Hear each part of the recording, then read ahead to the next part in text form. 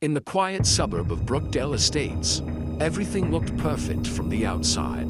The lawns were evenly trimmed, mailboxes freshly painted, and every driveway gleamed under the summer sun. But behind that picture, perfect image lay a homeowners association known for its cruelty. The whole of Brookdale Estates had become infamous for its ruthless fines. Late trash cans, unapproved decorations, or even the wrong shade of mulch could cost hundreds of dollars. And at the center of it all was Margaret Lewis, the longtime HOA president.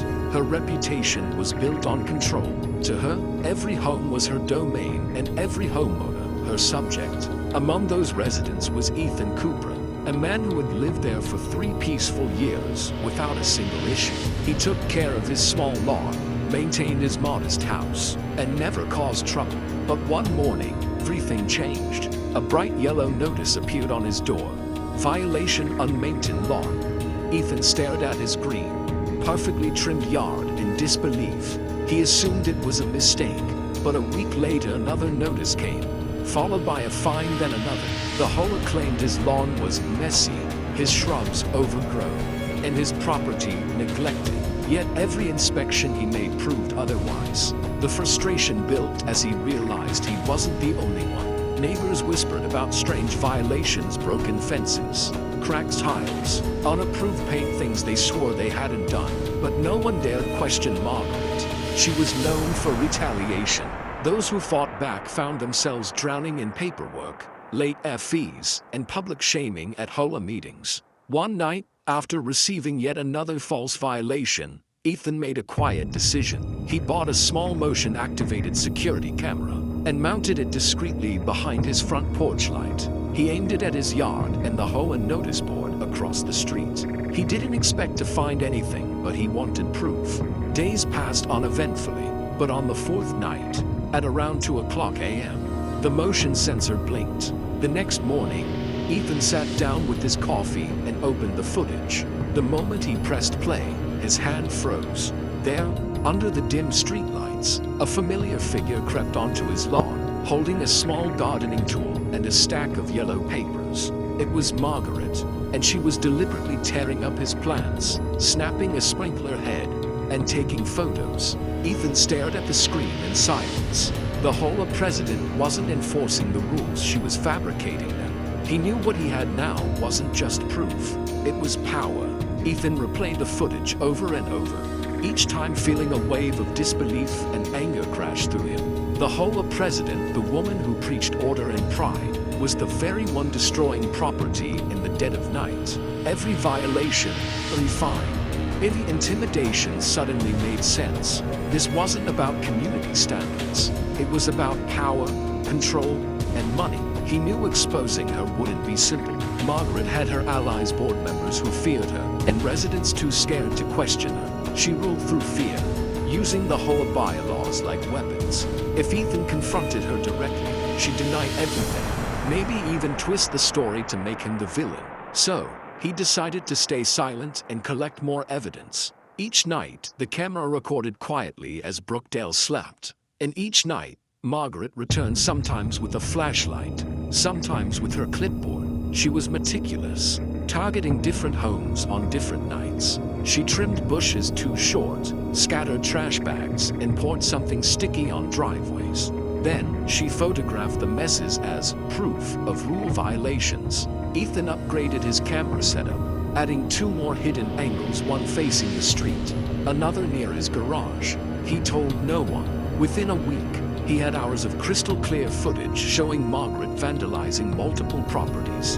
Her pattern was precise. She damaged something, snap photos, and file a violation the next morning. The next step was risky. Ethan visited his next-door neighbor, Mrs. Turner, one of the few people still brave enough to talk about the HOA. Without revealing everything, he hinted that he had proof of wrongdoing. Her eyes widened as she admitted her own flower beds had been mysteriously ruined just before she was fined. Quietly, Ethan offered to help. Together, they reviewed his footage and found Margaret targeting her property 2 nights earlier.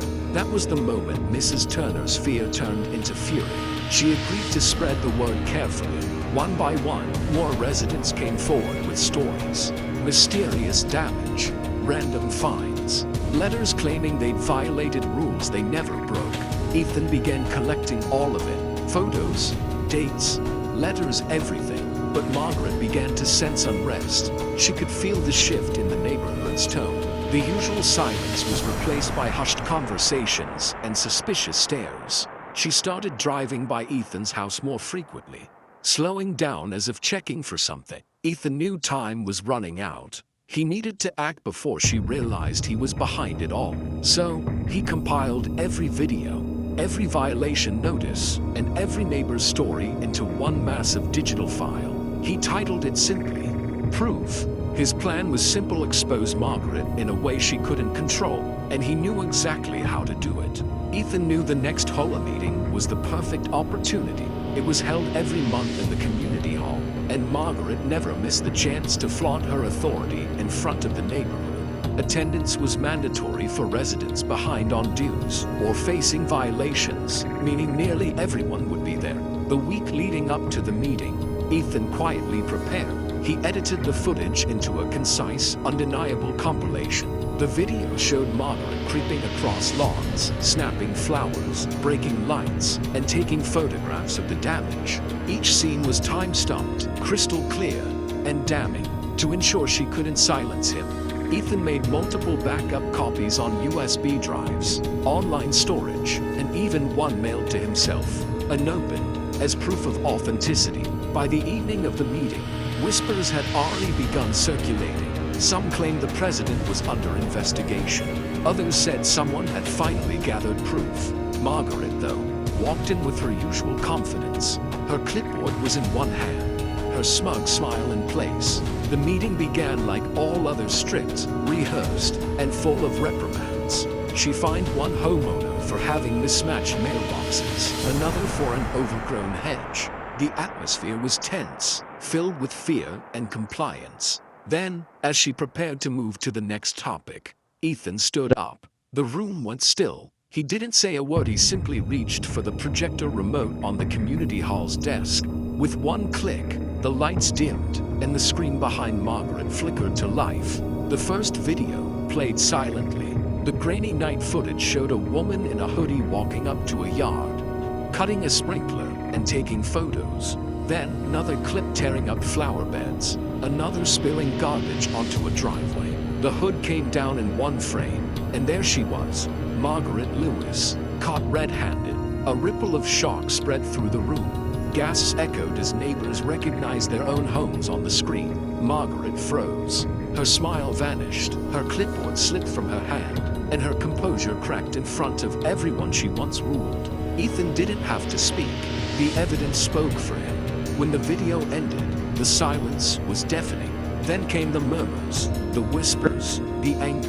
Residents began demanding answers, waving their violation notices like proof of her deceit. Margaret stumbled over her words, denying, accusing, and finally shouting, but the room had turned against her. Within minutes, the board members, previously her loyal allies, announced an emergency vote to suspend her authority pending investigation. Margaret stormed out of the hall as the crowd erupted, her power dissolving in front of her eyes. Ethan remained seated, calm and quiet, but he knew this wasn't over. He had exposed her lies, but now came the real battle, to make sure she never returned. In the days that followed, Brookdale Estates transformed from a fearful neighborhood into a community united by outrage. The once silent residents now spoke freely, sharing their experiences and comparing years of false fines and fabricated violations. Ethan's video spread like wildfire, first across the neighborhood, then to local social media groups, and soon beyond. Within a week, it had been viewed thousands of times, shared under headlines calling it the HOA president caught in the act. Margaret tried desperately to fight back. She claimed the videos were edited, that Ethan had staged the scenes, even that she was being framed, but the evidence was irrefutable. Multiple timestamps matched HOA violation reports exactly. Neighbors testified, showing matching damages on their properties. The local news station picked up the story, showing side-by-side comparisons of her photos and Ethan's footage. It was over.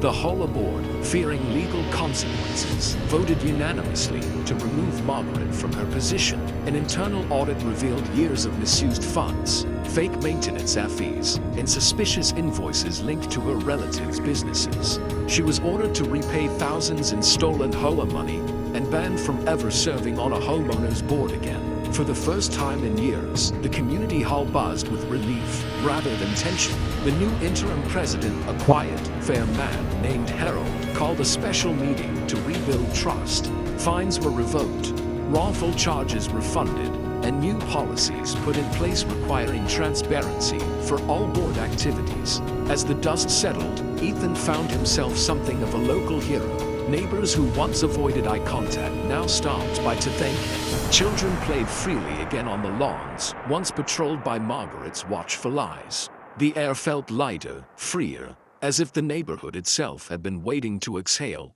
One morning, Ethan noticed something curious. The HOA notice board that had once displayed fines and warnings now carried a handwritten sign, "Community Cleanup" and "BBQ All Welcome." It was small, but it meant something. Brookdale was healing. Months passed, and the story slowly faded from local headlines. But online, it continued to live on shared by channels and pages exposing HOA abuse, corruption, and homeowner revenge. Each time it resurfaced, people commented about justice, patience, and karma. Margaret, meanwhile, moved out of Brookdale quietly. Her house sat empty for months before being sold. The neighbors said little about her departure. There was no need. The truth had already spoken louder than any revenge could. Ethan never sought fame, money, or power. All he'd wanted was fairness and the peace that came from it. He often looked at his front yard, the same one that started it all, now bright and calm under the morning sun. The hidden camera was gone, packed away in a drawer, but the lesson remained. Because in Brookdale Estates, justice hadn't come through anger.